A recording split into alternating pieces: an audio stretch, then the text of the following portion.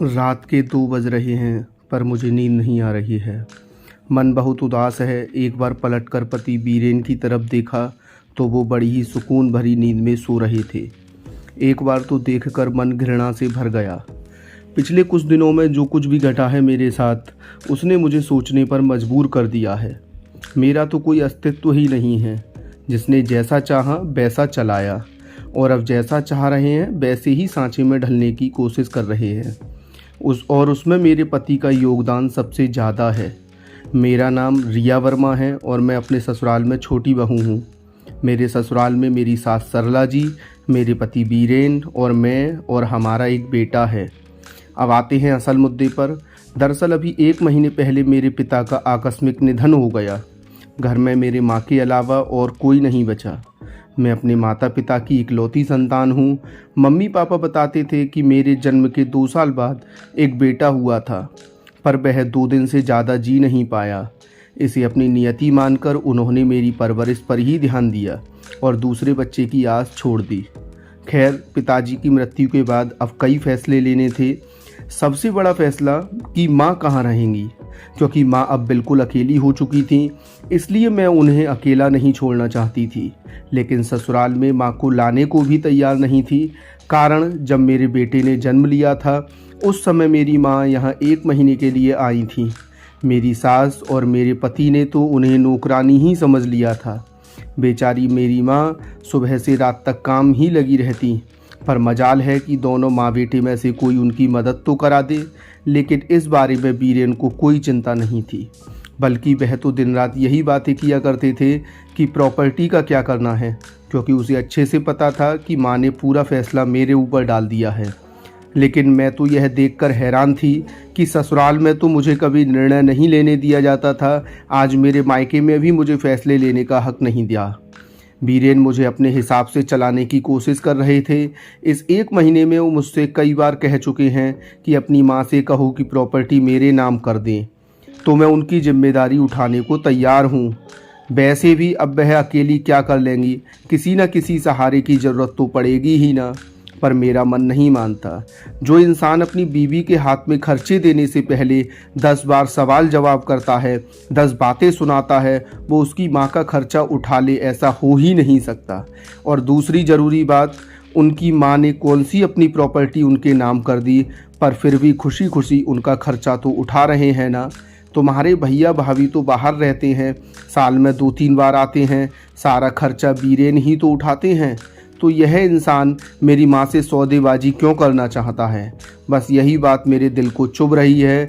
कल रात जब सासू माँ ने इस बारे में बात की तो उन्होंने मुझे ही डांट दिया। क्या गलत कह रहा है वो? मेरा बेटा तुम्हारी माँ के खर्चे क्यों उठाएगा? बेचारे को कोहलू का बैल समझ रखा है क्या? पर माँ जी, जैसे आप हमारी जिम्मेदारी हो वैसे ही मेरी माँ भी तो हमारी जिम्मेदारी है ना। तू मेरी बराबरी अपनी माँ से कर रही है। मैंने अपने बेटे को जन्म दिया है, पाल पोस कर बड़ा किया है, बदले में वह मेरी सेवा कर रहा है तो तुझे देखकर जलन हो रही है? इतना ही सेवा करवाने का शौक था तो एक बेटा और पैदा कर लेती तेरी माँ। और वैसे भी औरत को क्या पता कि किस तरह के फैसले लेने हैं। तेरे पापा तो रहे नहीं, अब तो निर्णय बीरेन ही लेगा ना। इसके आगे मैं कुछ ना कह सकी। गलत तो कुछ नहीं कह रही थी वो, मैं बेटी हूँ बेटा नहीं, यह मेरी सास ने बता दिया था। पर बेटा मजबूत हो और बेटी कमज़ोर, ऐसा हो ही नहीं सकता। अब मेरे दिमाग में एक बात है, मैं निर्णय ले चुकी हूँ कि मुझे क्या करना है। बस वह निर्णय लेकर मैं सो गई। सुबह जब उठी तो आज की सुबह कुछ अलग ही लगी।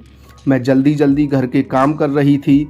मुझे देखकर मेरी सासू माँ बीरेन से बोली, आज बहू को कहीं जाना है क्या? बड़ी जल्दी जल्दी काम निपटा रही है। मुझे देखकर बीरेन ने कहा, कहीं जा रही हो क्या तुम? हाँ, माँ के पास जा रही हूँ। क्यों? तुमने तो मुझसे पूछा भी नहीं। सोच रही हूँ कि वहाँ का घर बेच दूँ। बात सुनकर बीरेन के चेहरे पर चमक आ गई। इससे पहले कि बीरेन कुछ कहता, मैंने कहा, सोच रही हूँ कि वहाँ की प्रॉपर्टी बेचकर यहाँ माँ के नाम से एक छोटा सा मकान ले लूँ और बाकी पैसे माँ के नाम से अकाउंट में ट्रांसफ़र कर दूँ। माँ के खर्चों के काम आएगा। माँ पास में रहेंगी तो मैं भी उन्हें आसानी से दिन में जाकर संभाल लूँगी। तुम्हारी इतनी हिम्मत कि तुम मेरे फैसले के ऊपर जाओ? देख रहा हूँ बहुत ज़्यादा बोलने लगी हो आजकल। मैं आपके फैसले से ऊपर कहाँ जा रही हूँ?